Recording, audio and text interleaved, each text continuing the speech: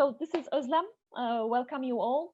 I'm the co-founder of Sparkus coaching platform, and I'm also a professional coach.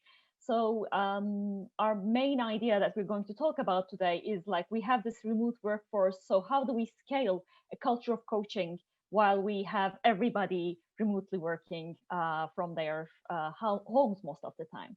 So I'm going to start with a question I want you all to think about is like, what is your biggest challenge while we're working remotely? You can think about this as an individual, yourself working remotely. You can think about it as a leader of a team, or you can also think about is as an HR professional, like what you see in the organization going on. So maybe just take a short while to really think about what is really your challenge, your biggest challenge. Based on the research of World Economic Forum, they actually asked this question to a number of people, and they got this answer. So it is 20% is about collaboration and communication, 20% is about loneliness. Then we have not being able to unplug, distractions, and everything. So when you look at this table, what we used to first think when it was the first times of the COVID, we were all thinking in terms of the logistics, like how are we going to handle, like would people have reliable Wi-Fi? Would they have technological tools to really work from home? So we were much more focused on the logistic part of the whole situation. And as you can see on the chart now, those logistic issues are already solved. So it's like finding reliable Wi-Fi is just 3%. But most of the time, and especially the big two, if you look at it, is like collaboration, communication, loneliness. So they're very much about the culture, about how people really interact with each other. And so this is what we're going to focus on today. Like, how is the culture affected, and how can we make it more like a trust culture, more like a culture of communication, culture of conversation. And we know that when we're looking at these issues, coaching is a proven solution to these issues. Uh, is it the best? I don't know, but it is one of the best. So based on the research done on coaching over the years, we know that coaching increases communication skills by 42%. There is a higher engagement in organizations that say they have a strong coaching culture by 62%, and the productivity increases by 39% when we're talking about coaching. So we know that it actually helps, is a remedy to all those issues we're facing in the face of a remote workforce. And Gallup has found out recently that when managed well, remote teams can actually experience a significantly higher engagement rate than fully on-site teams. But the key to success is the amount of meaningful conversations between team members, not the feedback received only from their managers and leaders, but also among the team members, among the conversation of the team members. So we're talking about not just a tool. We can, when we're talking about coaching, we generally think about it as a tool, as an L&D tool, where you can actually just coach someone, hire a professional coach, and support them, let's say, in their talent development journey, etc. But we also are focusing it as a overall culture across the organization. So if we have it there, as the research shows, actually it is possible to have even more engagement. And by engagement, we don't mean, the economy is bad, people are not leaving the company. By engagement, we really mean people are putting their energy into work, they're putting their passion into work. So that is possible as long as there is a coaching culture in the organization. But the coaching culture is generally not understood very clearly. So what we mean by coaching culture is it's where people take responsibility rather than people taking instructions. And it was already going away. It was already not possible to lead the whole organization in the VUCA world with just one clever guy really knowing everything and just doing the strategy and telling people what to do. That was already very old-fashioned in the sense of there is all these dynamics happening all over the place. So just one guy or a few people on top cannot see all the dynamics by themselves. So we needed, rather than a top-down approach, we already needed a bottom-up approach to handle the business, to perform better. But now that, especially now that people are working from home, they're working remotely, you don't have it, the physical touch of every day. You cannot just turn around and just give instructions in the moment. You basically don't know what they're doing at home. So you're giving them a big picture, yes, and then just hoping that they're really putting their energy. And most of the solutions, the technology solutions, mostly focus on are they really spending time? But nobody is really focusing on, like, are they really engaged? Are they really putting passion? Are they really really thinking in broader sense, not just doing the instructions, but really taking responsibility for the work? So that's why coaching culture, having a coaching culture, is so crucial when we have the remote workforce. And it's easier said than done. So the very recent research of ICF puts down, like, these are the three main obstacles of building a coaching culture. 50% is there is limited support from senior leaders. 42%, we don't have the ability to measure coaching because we have coaching confidentiality, and whatever is spoken in the sessions is really like a black box. It's not only with the professional coaches, but like, are the managers really having coaching conversations, or are they just giving instructions? We don't know. It's a black box. And the 38% is basically about lack of budget for coaching activities, either to hire a professional coach, or also, if you're just, using your internal resources, it is still a very expensive process because it's just one-on-one, and you just need to know that you're really making some benefit out of it. So these are the main obstacles of building the culture. And I've been coaching almost 15 years, and I've seen companies at different sizes and forms who've gone through a similar journey all the time when they're first getting into the coaching journey to create a coaching culture within the organization. What generally happens is they first start with executive coaching. They say, like, we need to develop these guys. Most of the time, the top management hiring a professional coach and seeing how the results would look like. And since they're getting good results, there is a belief in coaching, and then there comes, like, okay, so let's train our HR people as coaches. And the HR people would then come back to the office, start coaching some people that they feel would be relevant for coaching. But of course, it is a limited process that's going on because we have a limited resource of HR. And at the same time, the professional coaching goes on still for the executive level.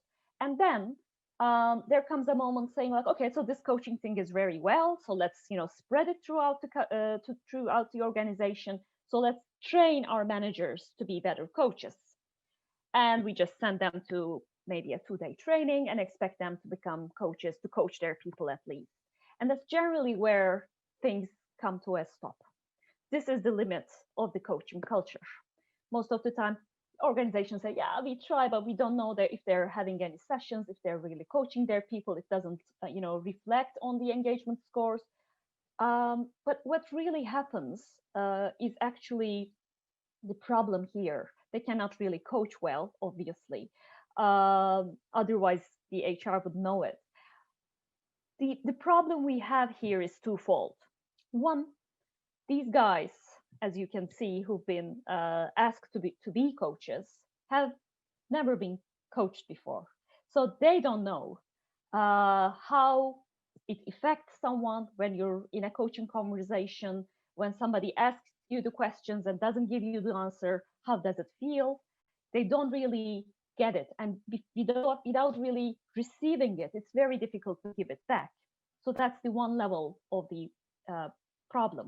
And the other layer, which is most of the time completely not taken into consideration, is the people they are coaching don't know what coaching is. So they don't receive any training at all.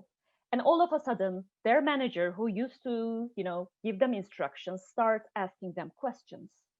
And most of the time, um, employees are a little bit curious, a little bit uneasy, and they're like, okay, so why is she asking me this question? Am I under interrogation? Am I supposed to give this answer? So they are not genuine in the coaching process. They're very much closing themselves up. So what we're doing in Sparkus is we're using technology actually to overcome these two barriers.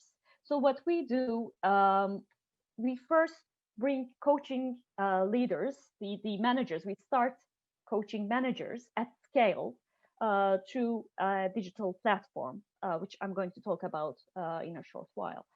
And then the other layer, we give the digital coaching journey to their employees and then ask the managers to support their people based on that. So it is then becomes possible to overcome the limit and to bring coaching to more people, that awareness of coaching and the benefit of coaching to more people. So it slowly becomes a part of the culture. And it is, as we're talking about technology, it's very possible to do it while everybody is actually working remotely. So what we have is really like a blended approach of a digital coaching journey with some digital coaching exercises and the human touch. And this human touch is sometimes the professional coach, and sometimes it is the manager coaching their people. So the human element is always still there. So there is this golden ratio of the technology and the human, and then we're creating that golden ratio. This is just a general view about how the platform looks like. All these little steps you have over here are like little mini coaching sessions for people to think about, have their self-reflection process in the journey. And once they're done with all the digital coaching exercises, they select and choose which parts to share with their coach. If it's a professional coach, they're more open to share, but if they're sharing with their managers, they need to have the discretion to define how much they can open up. Maybe through time, when the trust is built, they would be opening up more, but at the beginning we just give them a area to have almost a digital journal to bring things out in their minds to paper, or in this case to computer, and then share it with their managers as much as they like. And the good thing about for the HR is like you can create a quantifiable data based on coaching, which is, as I said, is a black box because of the confidentiality. Of course, you don't see what there is written inside of it, but you just know which exercises they've gone through. You just know who really completed those exercises, who are having sessions, how many actions are taken. So it's all numeric data, but you can have a pulse check of all the coaching process that's going on.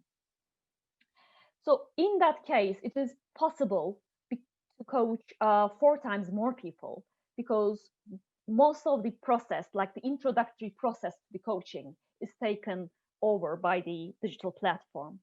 And so in our experience, like if the traditional coaching process is something like 8 to 12 sessions, in our case, most of the time it can be like 1 to 3 sessions, depending on the subject of discussion.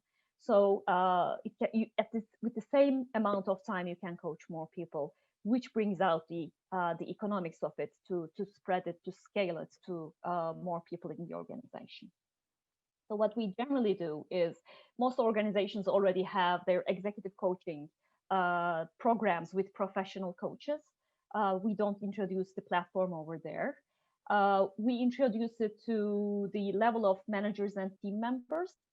So they go through the digital journey, and then they have one-on-one coaching sessions. As I said, rather than having it like 12 sessions, they have maybe 2 to 3 sessions with a professional coach with the same impact that they would get out of 12 sessions. And then we also coach, we also train the managers to be coaches. And we use the digital coaching journey as a part of the training where they start peer coaching each other and learn how to coach based on those experiences, like a framework to have the conversation. And we also give the platform to their employees where they go through the platform, do their exercises, and then start the coaching conversation with the manager. And now, rather than just being this insecure person, like, oh, why all these questions?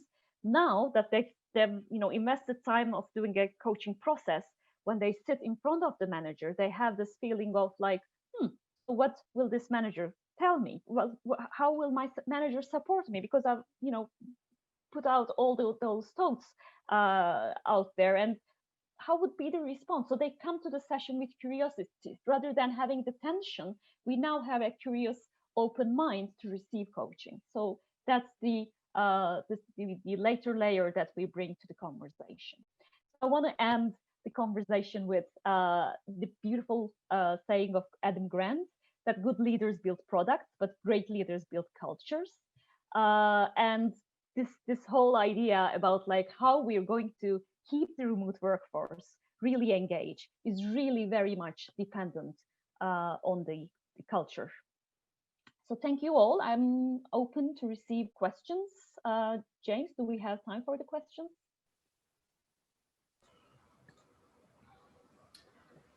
Thanks, Ozlem. So we do have some questions. Great. I think the first question was about how you feel online coaching versus coaching in person works and how effective it is. What's your take on that, Ozlem? Great.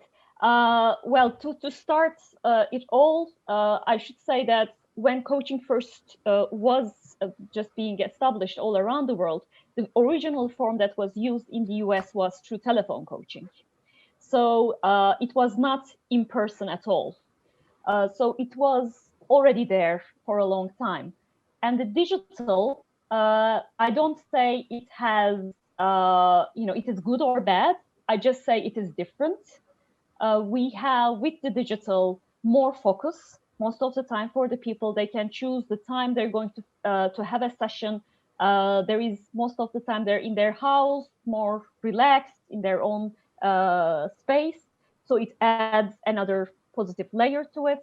The difficult part, maybe there is not the enough emotional, not emotional is still there, but not enough body watching, like you don't see the full body, but still you have a lot of energy going on with each other.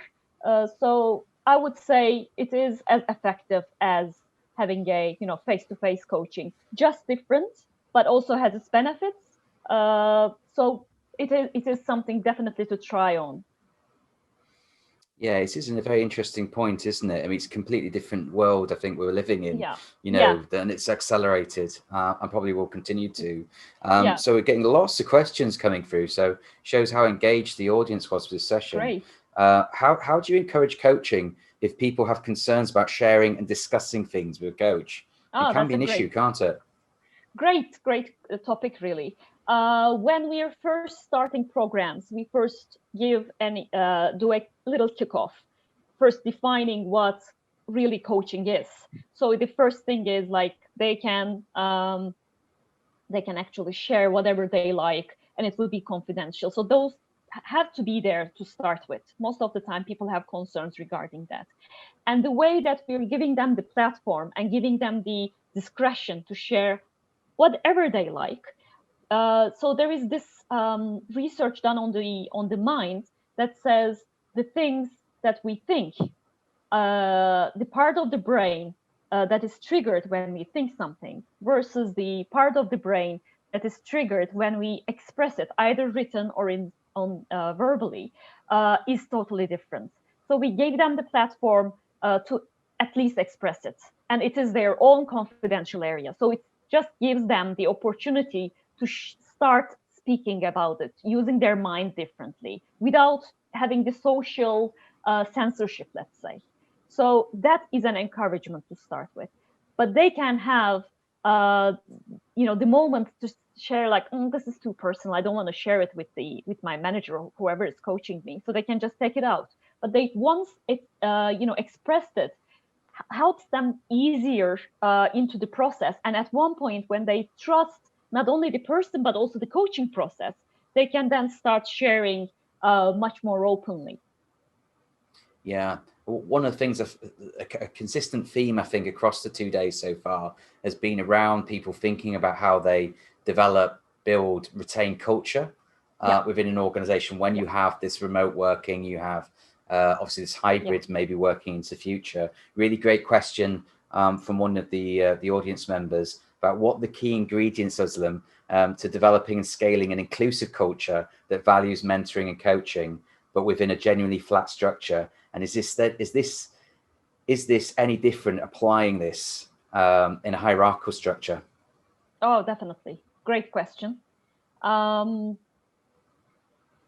It's well, in the hierarchical structure, what we have is like, I'm your manager and you're my employee. Like, I know a little bit more than you do. I have like more experience than you have. And if you look at the definition of coaching, in the core definition, there is the word partnership. When we're in the coaching mindset, then we just get into the arms of each other, and we just start doing a companionship throughout the process. So it's a more than like, I'm the manager, you're my employee thing. It then turns into we're both humans. You have something to offer, I have something to offer. I might have more experience, but maybe you have a more fresh eye. So there is this belief in the potential of the other person. And I always emphasize that when we talk about coaching, most of the people think about, asking powerful questions, listening well, blah, blah. But I always say it all starts with the mindset. And the mindset is, I believe in your potential as an individual. And the other thing is, I'm curious. In the most typical hierarchical structures, I'm not curious. I know it all. And maybe you'll just bring something, but I'm going to decide. There is no co-creation in very hierarchical structures. But if you're going into a more coaching culture, we're talking about where people are co-creating. Everybody is bringing in their own perspective. One would be the fresh perspective, one would be the experienced perspective, but all are valuable, and we are curious to hear from each other. So that's the main thing. Yeah, I like that phrase, companionship. It was really interesting. We had a session earlier from Tom Howie, which now, guys, is available on demand as well if you missed that, where he talks about HR building tea and empathy, and about how important listening culture is. Do you think how do you develop sort of listening as part of your coaching culture when you are working remotely, Ozlem? Well, very beginning, very easy thing to say is basically starting by, how are you? When we are starting the conversations. Yes, we are running from one meeting to the other over Skype, but we don't really slow down and ask those basic questions, one level. And the other is really, rather than having a speech to the nation type of a conversation in these Zoom meetings, just really having a dialogue and just asking questions and really listening to the answers. So that would be the core thing, just to ask questions and be curious about those questions. And then, even though you're just saying like, this is the way to do it, just adding another additional question to the end and just asking like, how is this for you? Does it make sense to you? And what else can happen? So what else we can add to this? So just asking those curious questions really encourages people to share more. But of course, I should also say, there should be a place of like, it's okay to make mistakes. Otherwise it's like everybody's trying to look smart and just give the smart answers. But we just need to be more open to making mistakes and looking silly and just brainstorming together. So as long as we have those, trust comes, the willingness to co-create comes. So those would be the core things. Fantastic. Really interesting question here from somebody, putting you on a little bit on the spot maybe. But to maximize the value of coaching, is it important to have an objective external coach? And please, can you explain your rationale for the answer too? I would say not necessarily, to be honest, in my case. So there are, I think, internal coaching, mentoring, self-coaching, they all also work. They all work in different scenarios. If we're talking about, for instance, a career coaching within the organization, I would say internal coaching sometimes works even better because they know the dynamics of the organization. If we're talking about, let's say, a new role, somebody just joined the company doing a new role, maybe mentoring is better than coaching completely. If we're talking about a process, a personal process that I'm going through, maybe, self-coaching can also work. That I write down things, ask myself questions, go over them, etc. But if I'm looking for a completely outside, perspective, that I'm somehow stuck in the company's dynamics. And sometimes I have all these limiting beliefs based on the company. Maybe someone from the organization would also have those limiting beliefs with me. Yeah, that's the way things are in our company, type of thing. So maybe that's when I need an external, person to look into the process. So I totally say it really depends on what your goal is in terms of coaching. And you've sort of alluded to some of the elements of my next question from the audience, but the question comes from the person to say, what in your definition would be the best coach? How would you describe the best coach? Ooh, big question. So, well, the core thing I would say for the best coach is a coach who basically works with themselves, so that they have the differentiation between what belongs to the coach and what belongs to the individual. So that's the very core thing. But the next thing would depend on, some people like to be challenged. They like to hear it from somebody from a completely other perspective. They really want to hear harsh, So they're more developing if they learn it that way. But for some people, they need more compassion. Somebody who's been through the same process, who is somehow very similar to them, telling them like, asking the right questions, basically based on the similar experiences. Like Carl Jung says, the wounded healer. Some people want a wounded healer who's been through the same process. So it really comes back to the coachee to decide, how do I really want to learn in this process. But the core thing, other than that, that depends on that main criteria. But other than that, I would say, if you're picking up a coach to work with in the organization, just be aware that a coach that really works well with themselves is the core thing. So it's not just the trainings they got, but who they are as a coach is very important. A lot of questions I have are anonymous, so I can't tell who's posted them, but I can see who this one is from. Okay. And it's from a good friend of the BTN, former EIL speaker and former group head of talent, as well as HR director at HSBC, Mr. Great. Andrew Fox. And he said, Ozlem, do you subscribe to the more therapeutic model of coaching or the inverted commas challenging model of coaching? Good question. I would actually don't have not that personally, I don't have a preference between the two. If we're talking about as an organization, we have a kind of a blended approach of all. Depends on the program we're running.